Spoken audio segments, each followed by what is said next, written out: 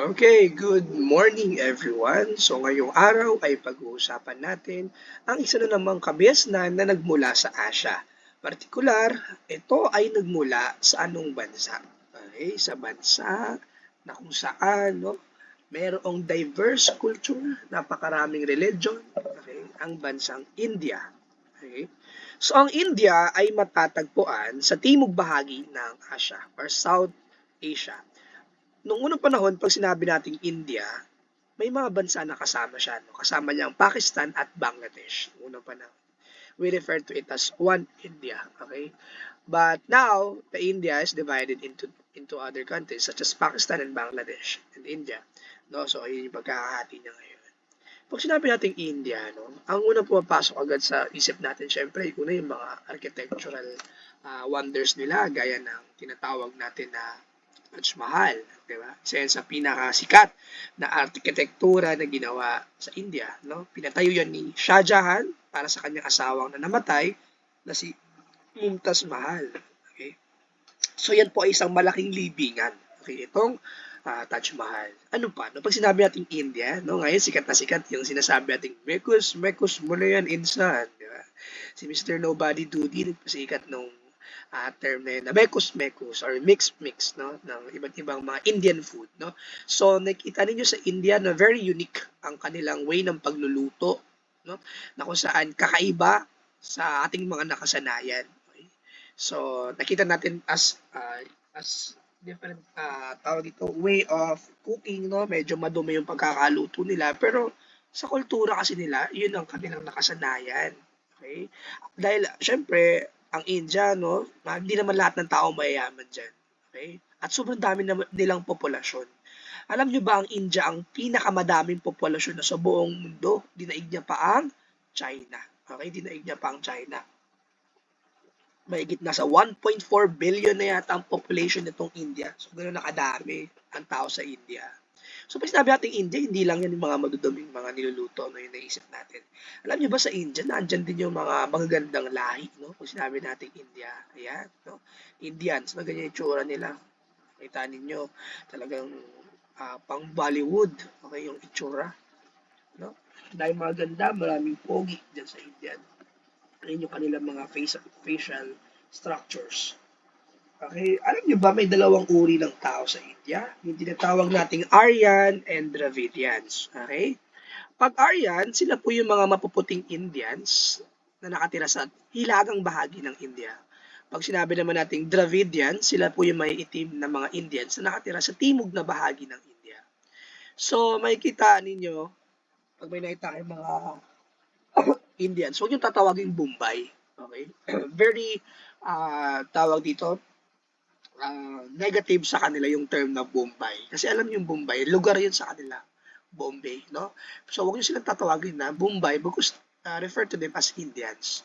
So, may dalawang uri ng mga Indians, no? Aryan and Dravidians. The white, syempre yung mga Aryan yun, yung mga black naman yung mga Dravidians. Naniniwala ang mga historiador na ang mga Dravidian ang unang tumira sa India. Okay? At sila itinaboy lamang ng mga Aryans kaya sila napunta sa south or timog bahagi ng India. Okay, so these are the difference of the women, no? Sample of the Aryans and Dravidians, no? Yun yung sa North Indian woman, yun yung Aryan, yung South Indian woman, yun yung Dravidians. So, nakita ninyo, ang dami na there's a lot of information na alam natin tungkol sa India. Pero, pag-usapan natin ngayon yung kabiasnan na umusbong sa India, no? Ang tinatawag nating kabias ng Indus. Okay. So, bakit kabias ng Indus? Dahil po sa ilog Indus sila nagsimula. Kaya tinawag na kabias ng Indus. Ang kanilang pook na pinagsibulan ay sa lambak ng Indus River. So, dito ay kumukuha sila ng kanilang pang-araw-araw na pangangailangan gaya ng tubig, pagkain, mga isda at pandilig sa kanilang mga pananim. Nakasentro ang kabias ng Indus sa lambak ng Indus River na dumadaloy sa mga bansa ng India at Pakistan.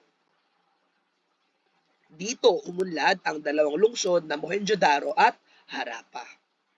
So, ang kabias ng Indus, meron silang dalawang lungsod lamang, Kung sa Mesopotamia, meron silang 12 lungsod at ang pinakamatanda ay ang Uruk na ngayon ay tinatawag nating Iraq, no? Ang kabias ng Indus, meron lang dalawa, ang Mohenjo-daro at Harappa.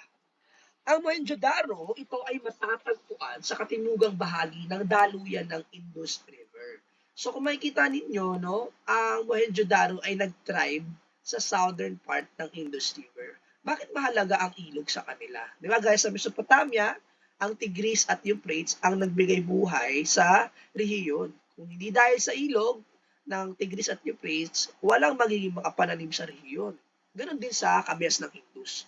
Kung hindi dahil sa Indus River, walang magiging Mohenjo-daro or walang syudad na mabubuo dahil nga walang katubigan na magsusupply ng kanilang pangailangan. So, ang Mohenjo-daro ay kilala sa pagkakaroon ng mga moog o citadel. Mamaya pag-usapan natin, ano ba yung moog? Ano ba yung citadel? No?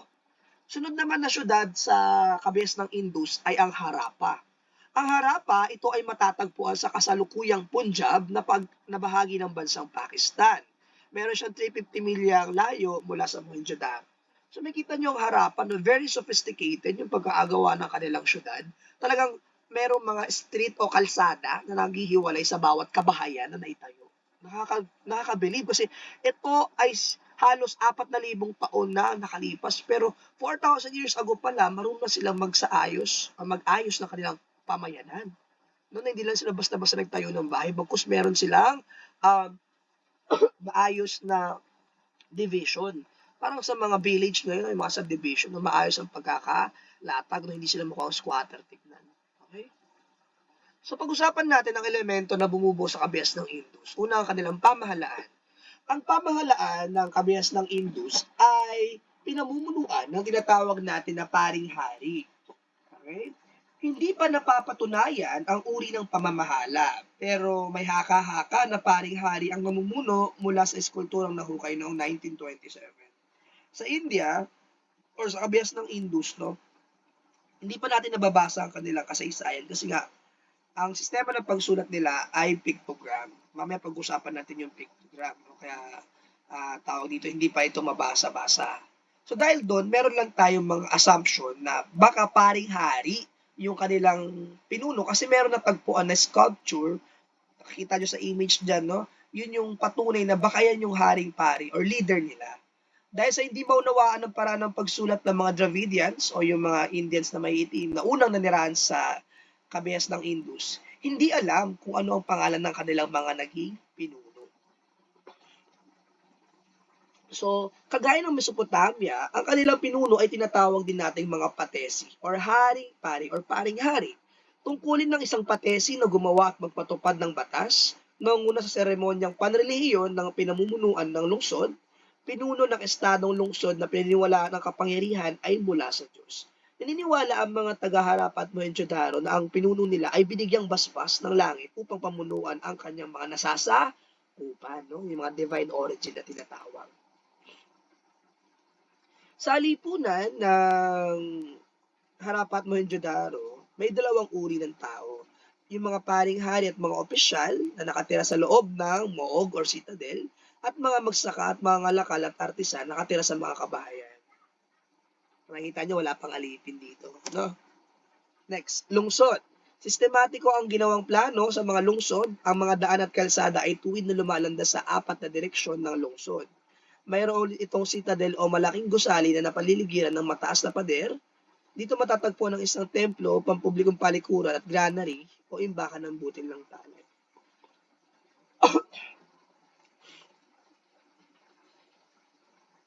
Sa paglago ng sibilisasyon ng Indus, makikita ninyo, nung una wala silang mga alipin sa kanilang lugar. Ngunit nang dumating ang mga Aryan, no, mapipilitan ang kanilang lipunan na magbago ng struktura.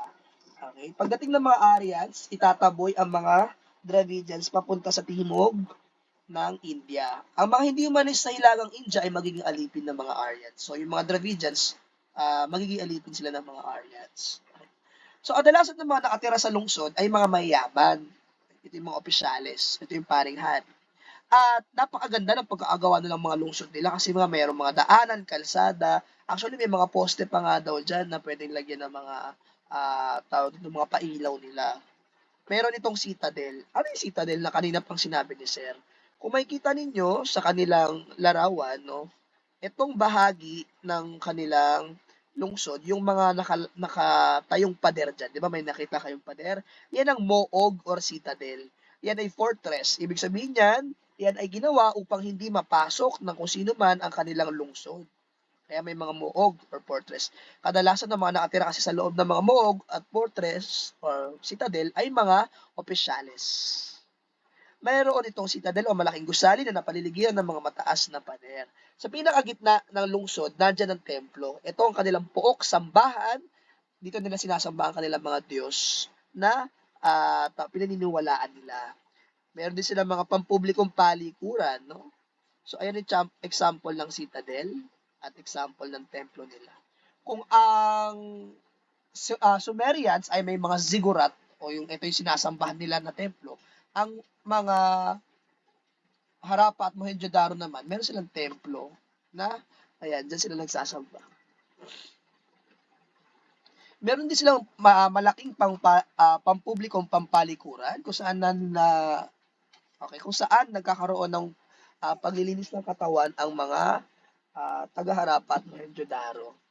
Meron din silang tinatawag na granary o imbakan ng mga palay na inani nila sa kanilang mga lambak.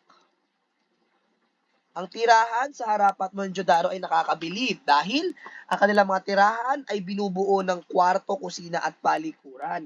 Ibig sabihin po nun, no, kapag pumunta ka sa isang bahay, sa isang Harappa at Mohenjo-daro na lugar, meron silang mga specific na tawag ito na area sa kanilang tahanan. Hindi ito yung pagbukas mo kwarto agad, ganun. Hindi.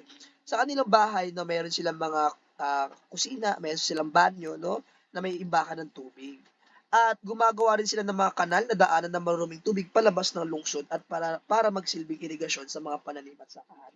Nakakatuwa dahil 4,000 taon na ito nag-exist pero kauna-unahan lang yan sa panahon nila na nakagawa sila ng irigasyon sa pamamagitan ng pag-create ng mga kanal na nanggaling sa kanilang mga tahanan. So dahil sa mga kanal, no, naiwasan ang pagkalat ng mga sakit, di ba? Kasi kadalasan yung mga dumi ng tao o kaya ihi ng tao, no, kapag yan ay nahalo sa ilog, no, anong nangyayari? Nagko-contaminate yung ilog at dahil doon nagbubulihan siya. So maaaring magkasakit ang mga tao na makakainom ng tubig na yun kapag makontaminate siya.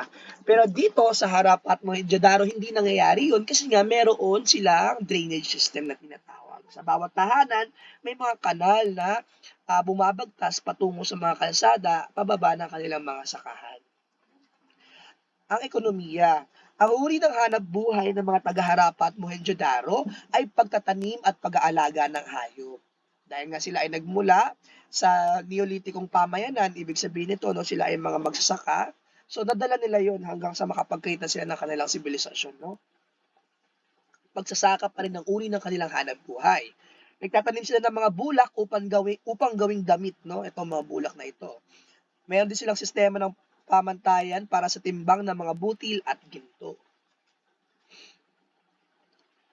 Ang mga artisan na gumagamit ng ginto at bronze at tanso sa kanilang mga iba't ibang mga produktong ginagawa, gumagamit din sila ng selyo na may pictogram sa kalakalan. Walang mapagkukunan ng bakal kung kaya't napupunan lamang ito sa pakikipagkalakalan. Alam nyo ba, noong unang panahon, ang mga Sumerian ay nakikipagkalakalan ng bakal sa mga taga Harappa at Mohenjo-daro. So, ibig sabihin nun, sila nagkaroon na sila ng contact dati pa man din sa pamamagitan ng mga produktong ibinebenta nila sa Indus o kabias ng India. Sistema ng pagsulat. Kung ang Mesopotamia or Sumeria merong cuneiform, ang pagsulat naman ng mga taga-kabias ng Indus ay pictogram. Ibig sabihin ng pictogram, no, may mga symbols lang ito, walang letters. Unlike sa cuneiform, binubuo ito ng mga letra. Sa pictogram, mga simbolo lang to. Kaya hanggang ngayon, ang mga siyentipiko ay hindi pa rin nababasa ang meaning ng mga nahukay na mga simbolo or pictogram sa kabias ng Harappa at Mohenjo-daro. Sa kanilang teknolohiya, ang kabias ng Indus ay may kauna-unahang drainage system sa buong mundo. Lumalandas ang tubig mula sa palikuran ng bawat bahay sa Mohenjo-daro patungo sa mga inilaang hukay sa ilalim ng kalye palabas ng lungsod. Nakakatuwa kasi iyan ay naging pinaka-advancement ng kabiasnan ng Indus, no, yung kanilang drainage system, no. Yung iba walang ganyan, sa kanila lamang nung unang panahon. Paano bumagsak ang kabias ng Indus? Una, dahil nga wala pa tayong kaalaman doon sa kanilang kasaysayan, dahil nga hindi natin mabasa ang kanilang sistema ng pagsulat, meron lang tayong mga haka-haka kung paano bumagsak ang kabias ng Indus. Una, walang habas na pagputol ng mga puno at dahil dito nag-iba ang kanilang klima, uminit, at dahil doon hindi na kayang suportahan ng tawag dito ng kanilang environment, yung mga sakahan or pananim na pinagkakabuhayan nila. Pangalawa, dumaan ang matinding lindol na yumanig sa buong Harapat Mohenjo-daro dahil doon maraming namatay kaya nawala ang kanilang sibilisasyon. Pangatlo, dumaan ang isang epidemya or malawakang pagkalat ng mga sakit gaya ng COVID-19 na umubos sa mga populasyon ng Indians. At pang-apat, sinakop sila ng mga Aryans o yung mga mapuputing Indian na ngayon ay nakatira sa hilagang bahagi ng India. Okay, so yun ang dahilan daw, mga haka-haka kung bakit bumagsak ang kabias ng Indus. Okay? So doon nagtatapos ang discussion natin sa bahaging ito. Maraming salamat sa inyong pakikinig at tayo ay dadako na sa panibagong talakayan. Yun ay ang kabias ng China.